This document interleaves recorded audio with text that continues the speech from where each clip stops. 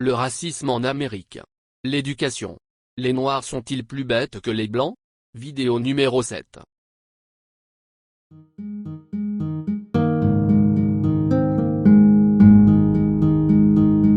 Je suis sur Arkia Drive à Glenwood dans l'Illinois. C'est un quartier noir ou afro-américain typique ou commun. Cependant, la ville de Glenwood n'est pas une ville entièrement noire ou afro-américaine. Dans les années 70 et 80, quand les Noirs ont commencé à s'installer, les Blancs ont commencé à partir. Aujourd'hui, les Blancs reviennent s'installer dans les quartiers noirs parce qu'ils ont découvert que pour une maison de même taille dans un quartier blanc, les maisons du quartier noir coûtent 2 fois moins cher. Ainsi, ils peuvent en avoir beaucoup plus pour leur argent dans un quartier noir. De plus, les quartiers noirs sont sûrs et nos écoles sont aussi bonnes que celles des quartiers blancs. Cette maison est une maison de 5 chambres et 3 salles de bain qui a coûté $300 000.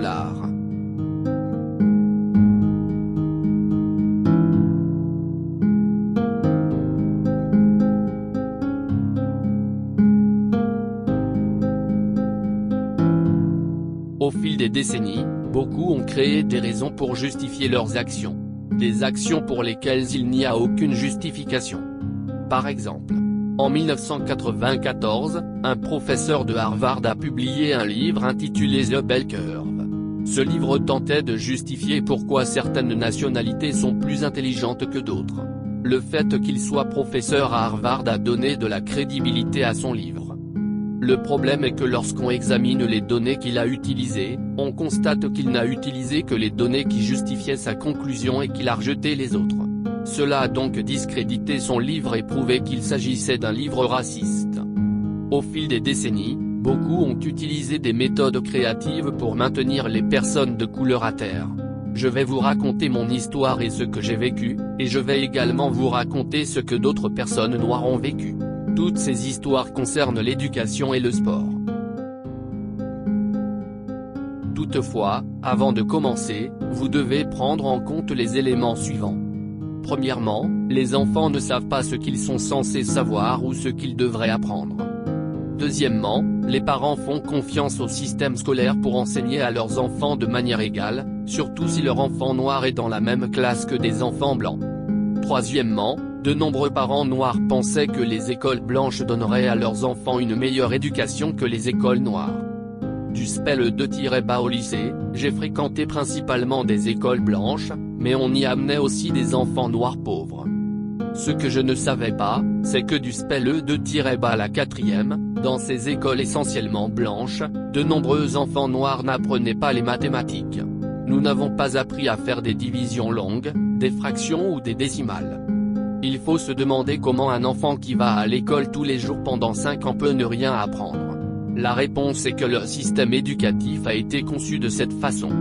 Ainsi, de la 4e à la 6e année, sans aucun examen de placement, l'école a mis les mêmes enfants noirs et aucun enfant blanc dans des classes de rattrapage où nous n'avons rien appris à 100%. Ils n'ont pas essayé d'enseigner quoi que ce soit. De plus, de la 4e à la 6e année, l'école mettait les mêmes enfants noirs, et des enfants blancs très pauvres, avec le même professeur. La seule chose que ce professeur nous enseignait était l'histoire de l'art et rien d'autre. Je ne me souviens pas avoir eu un cours de maths en 7e et 8e année. Ce genre de choses se passait dans toute l'Amérique. Chaque système scolaire utilisait une méthode différente, mais le résultat était toujours le même. Ils faisaient venir les enfants noirs en bus, mais cela ne signifiait pas qu'ils leur apprenaient quoi que ce soit. L'été précédant mon entrée au lycée, ma mère m'a inscrit à des cours d'été dans une école entièrement noire de Chicago. C'est l'école que j'ai fréquentée cet été-là. L'une de mes tantes était institutrice dans cette école, c'est pourquoi j'ai pu suivre des cours d'été dans cette école primaire. En 2 semaines, j'ai appris la division longue, les fractions et les décimales. Ainsi, du spell 2-bas à la 4e, aucun professeur de l'école blanche que je fréquentais n'a jamais essayé de m'enseigner quoi que ce soit. Laissez-moi vous faire visiter le quartier. Cette zone est la 66e rue et le sud de Racine Avenue à Chicago, Illinois. C'est le parc qui est à côté de l'école. Le parc s'appelle Ogden Park, et c'est un grand parc. Je vais vous montrer la piscine où mes cousins et moi nous amusions. Une de mes grand-mères, quelques autres de mes tantes et oncles ont vécu dans ce quartier. Malheureusement, comme beaucoup de quartiers noirs, ce quartier a été dévasté par le crash financier mondial de 2008 et ne s'en est toujours pas remis. Une de mes tantes travaillait comme opératrice téléphonique. Dans les années 70, lorsqu'il y avait des téléphones publics, les opérateurs téléphoniques pouvaient vous entendre avant de répondre à l'appel. Ma tante m'a dit qu'elle avait entendu des hommes préparer un vol. Après que ma tante ait terminé son appel, elle a appelé la police, et la police attendait les hommes. Je me demande si ces hommes ont compris comment la police a su. De plus, en tant qu'opérateur téléphonique, ma tante a surpris son mari en train de tricher. Quand je suis arrivé au lycée, en première année, l'école m'a quand même placé en cours de rattrapage en mathématiques. Je ne me souviens pas de ma note. Tout ce dont je me souviens, c'est que j'étais en colère d'être placé dans une classe inférieure à mes capacités. Un de mes diplômes universitaires est en maths et statistiques. De plus, j'ai obtenu 2 maîtrises. Ainsi, comme beaucoup d'enfants noirs, nous n'étions pas des élèves paresseux qui ne voulaient pas faire le travail. Cependant, lorsque j'ai commencé l'université, je ne connaissais pas la structure d'un paragraphe ou la grammaire. Ainsi, de nombreux étudiants noirs ont commencé l'université avec un déficit. Pour cette raison, beaucoup d'entre nous avaient un long chemin à parcourir pour rattraper les étudiants blancs. Mon ami John est allé dans un autre lycée. John est noir, et l'école qu'il a fréquentée était aussi principalement blanche. John avait un problème avec la physique au lycée. Il va voir son professeur et lui demande de l'aide. Peu importe le nombre de fois qu'il a demandé de l'aide au professeur, John ne pouvait pas comprendre la physique. Lorsque John était à l'université, il a pris des cours de physique.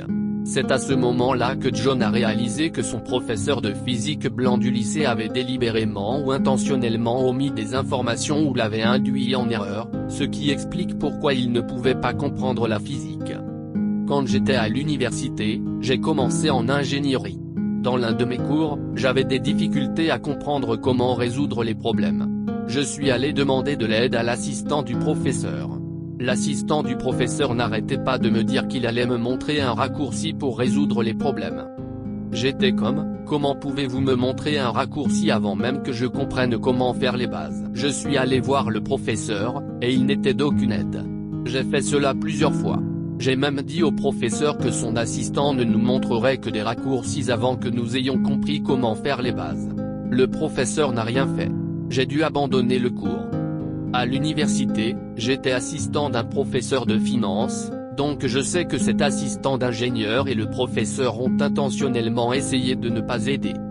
C'est à cause de ce genre de choses que de nombreux étudiants noirs ne sont jamais allés à l'université ou l'ont abandonné.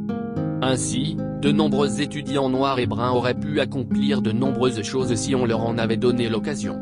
Par conséquent, les noirs ne sont pas plus bêtes que les blancs. C'est parce que les règles du jeu n'étaient pas les mêmes pour tous, et qu'ils ont mis obstacle après obstacle sur notre chemin, que de nombreux étudiants noirs ont abandonné. C'était la même chose dans le sport. Tant que tu joues au football ou au basket, il n'y a pas de problème. Cependant, dans des sports comme la gymnastique, le tennis ou le hockey, ils ne voulaient pas vous entraîner ou vous former. Ils étaient très créatifs dans leur racisme pour vous empêcher de vous entraîner. L'entraîneur de gymnastique de mon lycée faisait venir des enfants blancs chez lui, où il avait des équipements de gymnastique. Beaucoup d'autres athlètes noirs que je connaissais avaient des histoires similaires. C'est pourquoi, dans les années 70, 80 et 90, on ne voyait pratiquement aucun athlète noir en gymnastique, tennis, natation, golf ou hockey. Maintenant, ils diront qu'ils ne sont pas racistes ou qu'ils n'ont pas de préjugés et vous montreront des étudiants noirs ou bruns qu'ils ont aidés, les 10% symboliques. Ils disent à ces 10% d'élèves noirs et bruns qu'ils sont spéciaux, qu'ils ne sont pas comme les autres élèves noirs ou bruns. Les autres élèves noirs ou bruns sont paresseux, ne veulent pas travailler, ou veulent que tout leur soit donné. Ces 10% symboliques sont devenus des conservateurs en grandissant, tandis que les 90% restants sont devenus des libéraux. Vous pouvez voir ces 10% symboliques dans des émissions de télévision par câble comme Fox Cable News. De plus, ils détestaient tous Obama. Obama ne faisait pas partie de ces 10% symboliques, c'est pourquoi il a grandi en tant que libéral. Obama est sorti premier de sa classe à Harvard, de sorte qu'on ne pouvait pas dire qu'il n'avait été admis à Harvard que grâce à la discrimination positive. L'action positive ne signifie pas qu'il réduise les exigences. Vous devez toujours satisfaire à toutes les exigences d'un étudiant ou d'un employé normal. L'action positive signifie seulement qu'il réserve des places aux personnes de couleur et aux femmes. Dans le passé, les Noirs et les Bruns ne savaient pas comment postuler à des universités telles que Harvard ou devaient économiser de l'argent avant de pouvoir le faire. Tout cela signifiait qu'au moment où ils postulaient, toutes les places avaient disparu. En ce qui concerne l'emploi, les Noirs et les Bruns peuvent passer 20 entretiens avec 20 entreprises différentes avant d'être embauchés, alors qu'un homme blanc ne doit passer que 5 entretiens avant d'obtenir un emploi.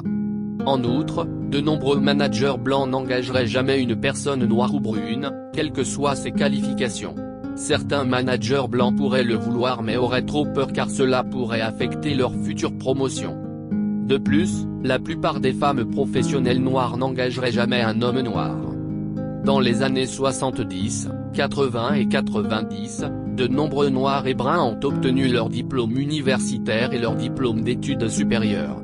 Nous connaissons et vivons tous les trucs racistes qui nous empêchaient d'avancer. De plus, beaucoup d'entre nous ont maintenant de l'argent. Ainsi, quand il s'agit de nos enfants, nous savons quoi faire. C'est pourquoi vous voyez maintenant des personnes noires et brunes dans des sports tels que la gymnastique, le tennis, la natation et le hockey.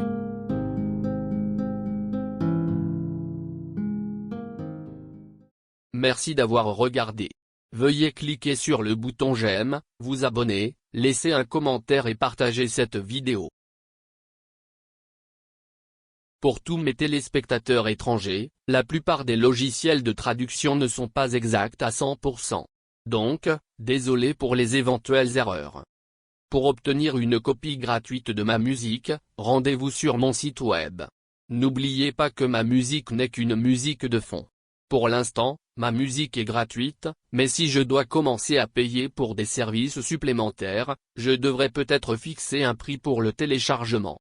Si vous voulez savoir comment créer votre propre musique, allez sur mon autre chaîne YouTube et cherchez le mot GarageBand. Créer sa propre musique est facile. Je l'ai fait et je ne sais pas jouer d'un instrument de musique. Si vous voulez savoir comment traduire une vidéo dans d'autres langues, allez sur mon autre chaîne YouTube et cherchez le mot traduire. Les liens sont dans la description ci-dessous.